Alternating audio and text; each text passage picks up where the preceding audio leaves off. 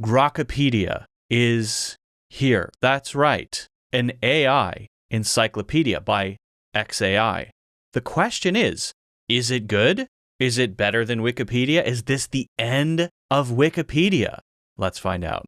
By the way, don't forget to hit the like button and subscribe if you enjoyed the video, and check out the 90-day program in the links in the description.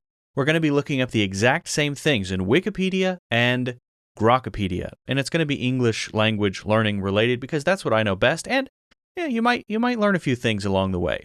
But let's just start with Grocipedia. Now notice there is a Wikipedia page about Grocipedia, and it seems pretty complete, and it gives some background information. Elon Musk, the founder of XAI, positioned Grocipedia as an alternative to Wikipedia that should purge out the propaganda. But if you go over to Grocipedia and you search, this is my last search here, Grocipedia, there is no Grocipedia result, meaning there is no Grocipedia article about Grocipedia, but there is a Wikipedia article about Grocipedia.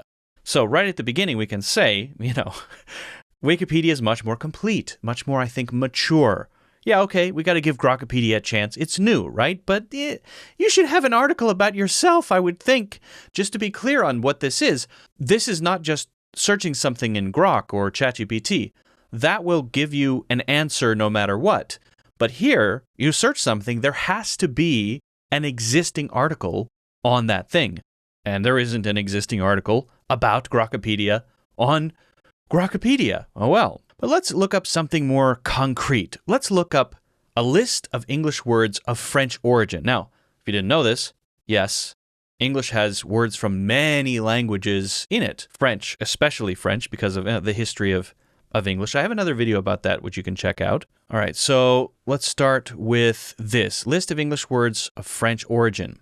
We get a bit of an overview, percentage of modern English words derived from each group. Anglo-Norman French, then French, 29%. Wow, that is a large percentage. Latin, including words used only in scientific, medical, and legal contexts, 29%. So it's actually not 29% in daily usage. It includes all of the scientific and medical Latin, which is probably most of it. Germanic, 26%, and others, 16%. That's good to have at the beginning. The prevalence of words of French origin that have been borrowed into English is comparable to that of borrowings from Latin. Okay, so it's kind of telling us the same thing. Now, what I want to see is if it has some key information about the important thing, which is that there were these word pairs. So after this thing called the Norman invasion, then the aristocracy in England spoke French and the peasants spoke Old English. And eventually they kind of blended together, but you have then pairs of words like beef and cow, things like that. So I want to see if it has that background information. Here we go. After the Norman conquest led by William the Conqueror in 1066, the ruling elite introduced their Old French lexicon into English, where it gradually blended with Old English. There it is. So that's pretty good. So I think, this looks like, I like how it's laid out. I like the formatting. It has some citations here, so it's citing, it looks like real sources, and it's a pretty in-depth article. And again, I like how it's formatted. And then we have some lists of the words themselves. Oh, that's useful. Military, heraldry. All right. Feudalism. All right, so let's go to military here. The vocabulary of warfare in the military includes many words and expressions of French origin. Wow, that is a lot. Corvette, dragoon, espionage. Wow. Wow. Okay. And then the Wikipedia article over here, we have this beautiful graphic. See, that's what the Grocipedia is missing, that the graphics, the feeling of maturity that's there. We get basically the same breakdown so the information seems to be pretty much the same. Estimates vary, but the general belief is that 35, 40%, or possibly as many as 45% of the English dictionary have words of French origin. Well, that's more than what Grocipedia said, right? And here's the bit about the Norman conquest, William the Conqueror, blah, blah, blah. Okay, this is good. Old English, which the vast majority of English people continued to speak, started to change due to the increasing number of borrowings. So we have these word pairs that I mentioned. Cemetery, graveyard, commence, start, commerce, trade, continue, carry on, cry, weep, depart, leave, disengage, withdraw. There are so many of these word pairs. It's actually a really interesting thing. You don't think about it. Why do we say cow and beef? Why? Well, that's why. You have these pairs. The rich people, the important people said beef. The peasants, the poor peasants, they said cow. And eventually we forgot all about that. But we learned both. Is there heraldry? The vocabulary of heraldry has been heavily influenced by French. Of course it has. Of course. Okay, now let's learn a bit of English grammar. Dangling participles, also known as dangling modifiers. Don't be scared. Fact-checked by Grok 2 weeks ago. Oh, wow. So Grok is just kind of going around saying, hey, I'm checking you again. Is that what's happening here? Or are there any people involved? I'm not quite sure about that. A dangling modifier, also known as a dangling participle, is a type of ambiguous grammatical construct whereby a grammatical modifier could be misinterpreted as being associated with a word other than the one intended. Okay. Dangling modifier clauses. Okay, so this is a pretty technical, not super intuitive explanation. As an adjunct to modifier clauses normally at the beginning of or end of the sentence. Right, okay, so pretty technical, but how are these examples? Walking down Main Street, clause, the trees were beautiful. Right. It makes it sound like, right, basically, it makes it sound like, because it's right next to the thing that happens, that it's the trees that are that are walking down Main Street. So we're missing a subject here. Walking down Main Street, Patty noticed that the trees were beautiful. Okay, so it's Patty, the person who's walking. Okay, and she's saying something about the trees. Or yes, walking down Main Street, I admired the beautiful trees. Ambiguous, reaching the station, the sun came out. Again, the subject is unclear. What is the subject of the sentence? It's dangling. So we can fix it as Priscilla reached the station, the sun came out. Or if you wanted to put it like this, you could say, reaching the station, Priscilla noticed that the sun had come out. That would work too. But yes, again, there is a bit of wall of words-ishness about Grocipedia. I'm not going to say inaccurate, but not as broken up. It feels a bit more like a wall of words than Wikipedia to me, although I think the examples are good. And the language, especially for grammar, feels a bit technical, although I guess it is a technical topic, but still, I wish the writing were a little bit more intuitive. Wikipedia looks pretty much the same. A dangling modifier is a type of ambiguous grammatical construct whereby a grammatical modifier could be misinterpreted as being associated with a word other than the one intended. That's the same. I think that's exactly the same. Is that exactly the same? Is that identical in text? What if Grocipedia is just copy and pasting Wikipedia? That would kind of negate the point, but it is word for word the same. Although maybe that's just pulling from the dictionary, in which case, okay, yes, the Oxford Companion, right? So that's pulling from the same source. Okay, well, in that case, it makes sense. We're pulling from a dictionary definition, then it makes sense for it to be the same. So the people who write Wikipedia articles also do that. They're not just sitting down and typing out an article. They're doing that, but they're also pulling in quotations and specific things. And when it comes to the definition of a term, they're going to be using usually the exact definition from a dictionary source so that they can make sure that it's accurate, right? Their job is not to come up with everything, but to source things correctly and make sure it's clear what those sources are. So, yep, exactly the same source. That's why it's the same, because it's the same source. All right, now I don't need to go through this again, but we have, hey, look, the same examples, exactly the same examples. Interesting. So I guess the question is, which one do you like better? I mean, so far, these two articles have mostly the same information. They look a bit different. I feel like Wikipedia is a bit more kind of broken up and looks more like a, well, encyclopedia resource, whereas Grocipedia looks more like an article.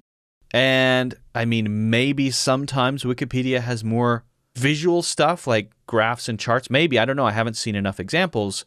But so far, other than the fact that Grocipedia doesn't have an article about Grocipedia, take your pick, you know? Grocipedia, Wikipedia, take your pick. Which one do you like the look of better? But I want to try one more just to see how well it can handle something new, something fresh. the word riz. Riz. Riz is an internet slang word defined as style, charm, or attractiveness, the ability to attract a romantic or sexual partner. It was popularized by Twitch streamer Kai Cenat around 2021 and named the Oxford Word of the Year in 2023. Wow, I didn't know that. It is likely short for, obviously, charisma, right? And is often associated with brain rot? Huh? Okay, so do we have some examples of riz being used? Rizzler or riz god, meaning a highly charismatic. Unspoken riz, meaning a person's ability to attract a person without speaking. I do like how academic this is. Riz is a colloquial noun. As a verb, riz can be used to describe using charisma to attract someone, as to riz up a person. Oxford University Press described this formation pattern for a word as unusual. So formal. Are there whole examples? I'm not seeing a big section with examples. Here we go. Riz, an internet slang word defined as style, charm, or attractiveness. And here we can actually listen to it. Riz. There we go. Riz. Can I listen to this? No, I can't. The content is adapted from Wikipedia. If it's adapted from Wikipedia, okay. So Grocipedia, which is trying to be the end of Wikipedia, is adapting its content from Wikipedia. Great. How useful. Okay, the phrase was popularized by YouTuber and Twitch streamer Kai Cenat. We got that. I have to say, I think I like the layout of, maybe it's just because I'm used to it, but good old Wikipedia articles. There's something maybe familiar about it, maybe something nostalgic. I'm just kind of used to it. But here's a useful thing. 2020 slang: simp, the ick, skibbity, mewing, Ohio, looks maxing, of course, clanker, sigma. I know all these. Wow, I'm so hip. I know all these. Wow, I'm on top of it. I didn't even know I was so hip. Cool. Yeah, I think I like the Wikipedia article better, even though the content, again, seems pretty much the same. So I guess that raises the question for me, since the content is so similar, again, we're just looking at a few different things here, but so far, since it's so similar, why does Grocipedia need to exist? I guess the idea behind Grocipedia is that it takes bias out, or it's supposed. But how is that being done? Well, I'm not sure. And to begin with, how much of an issue is bias on Wikipedia? For some things, sure, I can definitely see how bias would impact the information on a Wikipedia page. Definitely. Especially when it comes to political stuff, maybe scientific dogmas or even religious dogmas, things like that. So in those cases, if Grocipedia is truly unbiased somehow, well, okay, then great. It's just not obvious to me in what way it is unbiased. And how do I know it's just unbiased as opposed to being biased in another way? Maybe as an AI, Grok is biased. I don't know, right? So it's unclear. So I'm not quite sure why I should use Grok. And right now, all I have, because they look pretty much the same, and Grocipedia is even adapting content from Wikipedia, all I have is my preference, which is kind of an aesthetic thing. I kind of like how Wikipedia articles are laid out because I'm used to it. So I'm left feeling that Grocipedia is kind of a missed opportunity, because for most things that I need to search, just finding information, bias, I don't think is a major factor. I don't think. Sometimes I'm frustrated that I want to click into a link and I click on it and it's just that word that I clicked on and not that word in the context of what I was reading. And that makes it feel kind of outdated. So I feel like there are real improvements that you could make to Wikipedia using AI. So when I see that Grocipedia is basically just Wikipedia, except slightly different, or maybe not that different, hey guys, I think, why? I could see so many different ways to use AI to generate, based on the original article, a very reader-friendly version. Maybe change the reading level of the text, or make things that are clickable contextual. So you click on a link, or you hover over a link, and it gives you information about that thing you clicked on in the context of the article. That would be very cool. Maybe things like that are in the plan for Grocipedia. I don't know. Right now, all I can say is Grocipedia the Wikipedia killer? No, definitely not. Is it bad? No, definitely not. It's really just, at this point, I think, a matter of preference and maybe a matter of which one has more. Because Wikipedia has been around so long, they just have a lot more information.